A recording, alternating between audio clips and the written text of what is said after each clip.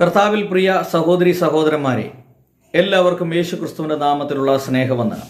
ഇന്ന് ഉത്തർപ്രദേശിൽ ചന്ദോളി ജില്ലയിൽ ഒരു മീറ്റിംഗ് നടന്നു.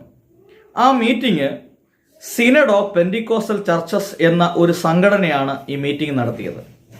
തമിഴ്നാട് ആസ്ഥാനമായി പ്രവർത്തിക്കുന്ന ഈ സിനഡ് ഓഫ് പെന്റിക്കോസ്റ്റൽ ചർച്ചസ് എന്ന സംഘടന രൂപം കൊള്ളുന്നത് ഒരു പ്രത്യേക ഉദ്ദേശത്തോടു കൂടിയാണ്.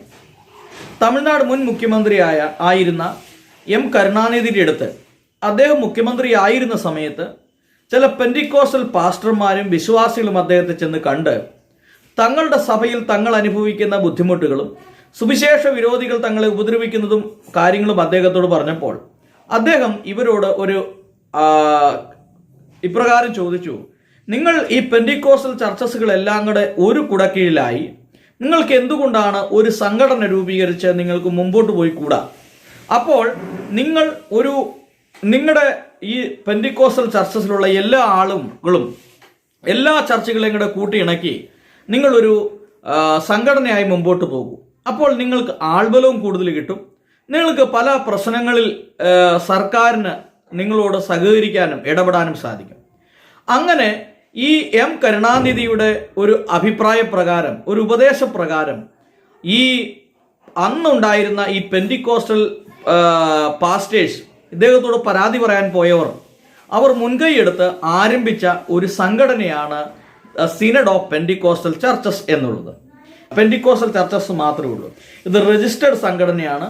ഇത് ഇവർക്ക് ഒരുപാട് കാര്യങ്ങൾ ഇവർ ചെയ്യുന്നുണ്ട്. അത് പാസ്റ്റേഴ്സിനെ സപ്പോർട്ട് ചെയ്യുന്നുണ്ട്, അതുപോലെ മിഷണറി പ്രവർത്തനങ്ങളെ സപ്പോർട്ട് ചെയ്യുന്നുണ്ട്, അതുപോലെ എഡ്യൂക്കേഷൻ ഇവർ സപ്പോർട്ട് ചെയ്യുന്നുണ്ട്. അങ്ങനെ പല മേഖലകളും. അതുകൊണ്ട് ഈ കാര്യങ്ങളിൽ താല്പര്യമുള്ള ആളുകൾ, ഈ സംഘടനയുമായി ബന്ധപ്പെടാൻ താല്പര്യമുള്ള ആളുകൾ കോൺടാക്ട് ചെയ്താൽ ഇതിൻ്റെ വിശദ വിവരങ്ങൾ നിങ്ങളോട് പറയുന്നതായിരിക്കും. അതോടൊപ്പം തന്നെ ഈ പാസ്റ്റർ ജോസഫുമായിട്ട് ഉത്തർപ്രദേശ്, ബീഹാർ, ജാർഖണ്ഡിൻ്റെ കോർഡിനേറ്റർ ആയിട്ടുള്ള ഈ പാസ്റ്റർ ജോസഫിനോട് നടത്തുന്ന ഒരു ഇൻ്റർവ്യൂ ഞാൻ ഇതിൻ്റെ അകത്ത് ചെയ്തിട്ടുണ്ട്. അത് നിങ്ങൾ ദയവായി കേൾക്കണം എന്ന് ഓർമ്മപ്പെടുത്തിക്കൊണ്ട് ഞാൻ ഇൻ്റർവ്യൂ കേൾക്കുവാനായി मैं साजू थॉमस, आज मैं वाराणसी, उत्तर प्रदेश वाराणसी में एक चर्च में है। एक पादरी साहब को आपको परिचित कराना चाहता हूँ. ये पादरी साहब the synod of Pentecostal churches, Tamil Nadu में एक तो ऑर्गेनाइजेशन है, एक ट्रस्ट है, उसका नाम है the synod of Pentecostal churches.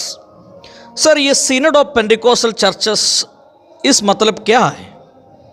देखिए, जैसे CNI, GL, रोमन, ये सबको हम लोग मेन लाइन चर्चेस के रूप में कहते हैं. लेकिन पेंटिकॉस्टल के लिए इसी प्रकार का कोई समूह या संगठन नहीं है. तो इसी के चलते कई क्षेत्र में हम लोग मार खा जाते हैं. कई क्षेत्र में हमारे लिए सरकार की तरफ से जो फ़ायदा होना चाहिए वो नहीं मिल पा रहा. तो उसी को मन में रखते हुए एक भूतपूर्व मुख्यमंत्री ने इस प्रकार सुझाव दिए थे, आप लोग एक संगठन बनाइए, उसके द्वारा जितना भी पेंटिकॉस्टल चर्चेस है वो फ़ायदा उठाएगा सरकार की तरफ से. सो इसी के चलते जो तमिलनाडु में जितना भी बड़े बड़े जो चर्चेस के अगुवे लोग हैं वे मिलकर 2007 में एक संगठन को बनाए हैं. वही है सिनड ऑफ पेंटिकॉस्टल चर्चेस. ये तमिलनाडु में कौन सा मुख्यमंत्री? मिस्टर करुणानिधि करके. सो अभी उनका बेटा पदभार को संभाल रहे हैं. सो उन्होंने इस सुझाव को दिए थे. देखिए, तमिलनाडु का जो मुख्यमंत्री, पूर्व मुख्यमंत्री एम करुणानिधि, उन्होंने ये पेंटिकॉस्टल चर्च से कहा आप लोग अलग अलग मत हो जाइए, आप लोग एक संगठन में आइए. मतलब एक ही संगठन में आएगा आपको बहुत फ़ायदा मिलेगा. अभी जो एम करुणानिधि तो गुजर गया है, लेकिन उनका बेटा एम स्टालिन अभी तमिलनाडु का मुख्यमंत्री है. ये the synod of Pentecostal churches शुरू होने का कारण, इसका कारण यही है, पूर्व मुख्यमंत्री एम करुणानिधि का जो एडवाइस मिला है, इसका कारण से शुरू किया है. जो तब ये सिनड ऑफ पेंटिकॉस्टल चर्च किस प्रकार में इंडिया में सेवा करता है? देखिए, सिनड ऑफ पेंटिकॉस्टल चर्चेस तीन मुख्य उद्देश्य को लेकर काम कर रहा है। एक है पास्टरों को एक मंच पे लाना है, यानी एकता में लाना है।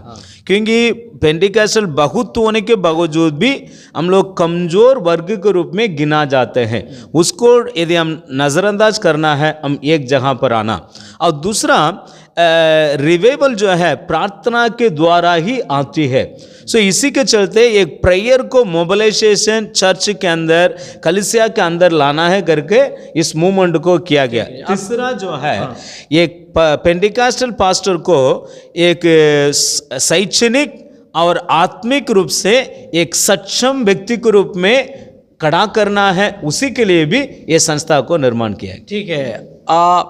और इंडिया में अभी कितना स्टेट में इसका वर्क अभी चल रहा है? लगभग 22 राज्यों में इसका काम चल रही है। 22 राज्यों तमिलनाडु में और झारखंड में और अन्य क्षेत्रों में चल रही है।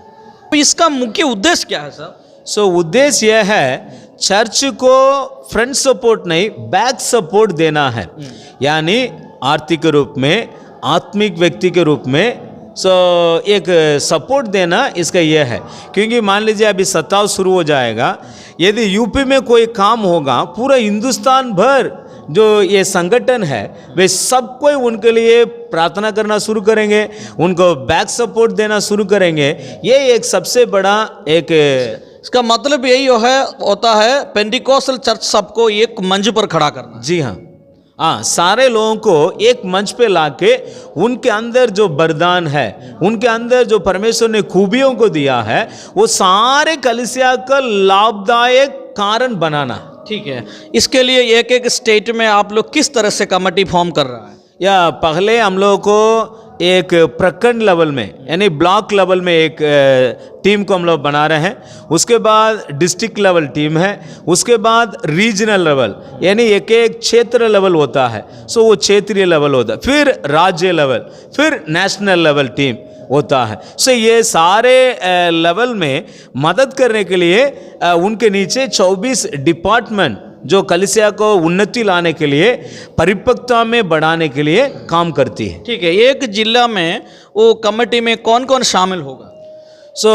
एक जिला कमेटी में एक प्रेसिडेंट रहेंगे, 2 वाइस प्रेसिडेंट रहेंगे, एक सेक्रेटरी रहेंगे, एक जॉइंट सेक्रेटरी रहेंगे।